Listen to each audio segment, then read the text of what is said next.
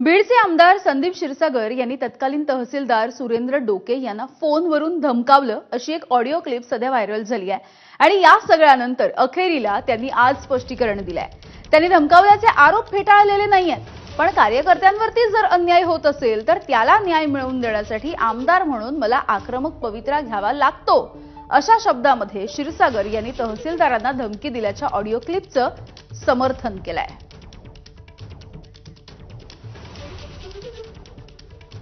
मला हे लक्षात येत नाही, ही अचानक कालपासून काय हे न्यू म्हणजे ही टीव्हीवरती आली किंवा त्याच्यावरती मी उत्तर दिलेत, इलेक्शनला ह्याच्यासमोर बोललो, तुमच्या लक्षात येते? माझा प्रश्न असा आहे की कालपासूनच ह्या सगळ्या गोष्टी का होतात?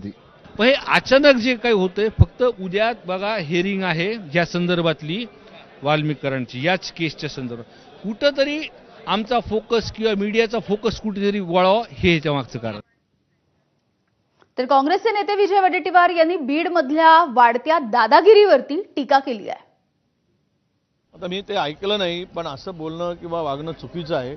राजकारणामध्ये एखाद्या लोकप्रतिनिधींनी प्रशासनाबरोबर काम करत असताना एक प्रशासनाची दोन चाकं आम्ही समजतो, पण असं जर काही केलं असेल तर हे त्या बीड जिल्ह्यामध्ये प्रत्येकाच्या अंगामध्ये दादागिरीचा असा त्याचा अर्थ होतो।